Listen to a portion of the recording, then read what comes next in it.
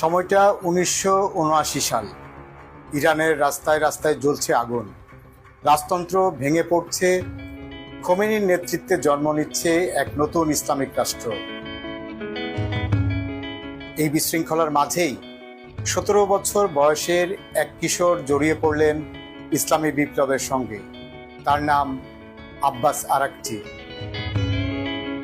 তেহরানের এক ধনী ব্যবসায়ী পরিবারের ছেলে, চাইলে বিলাসিতায় জীবন কাটাইতে পারতেন, কিন্তু তিনি বেছে নিলেন যুদ্ধ, যোগ দিলেন ইসলামিক রেভলিউশনারি গার্ড করে। ইরান যুদ্ধের ফ্রন্ট লাইনে দাঁড়িয়ে তিনি শিখলেন, বেঁচে থাকা কোনো অধিকার নয়, এটা অর্জন করে নিতে হয়।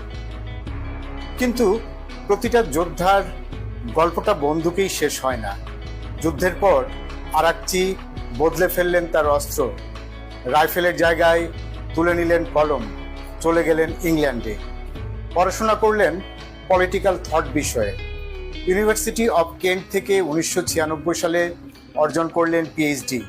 তার গবেষণা ছিল এক অসম্ভব বিষয় নিয়ে, পশ্চিমা লিবারেল ডেমোক্রেসি আর ইসলামিক শাসন ব্যবস্থা একসাথে চলতে পারে কিনা।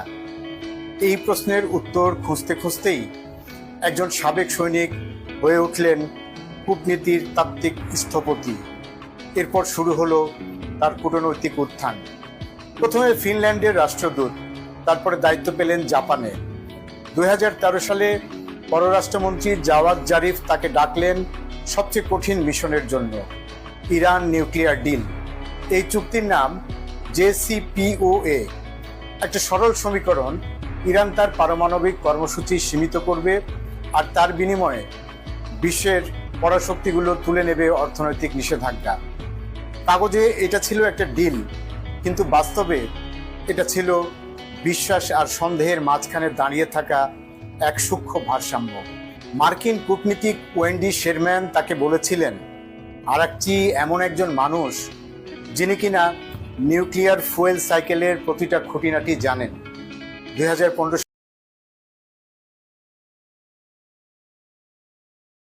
সালের এই JCPOA শুধু একটা চুক্তি ছিল না, এটি ছিল আব্বাস আরাকচির একটি মাস্টার স্ট্রোক। তবে তারপর বাস্তবতা আঘাত করে। 2018 সালে ডোনাল্ড ট্রাম্প সেই চুক্তি ছিঁড়ে ফেললেন, সবকিছু ভেঙে পড়ল। 2021 সালে কট্টরপন্থী ইব্রাহিম রাইসি ইরানের প্রেসিডেন্ট হবার পর আরাকচিকে সরিয়ে দেওয়া হলো সামনে থেকে। নতুন সরকার চেয়েছিল আরো কঠোর অবস্থা।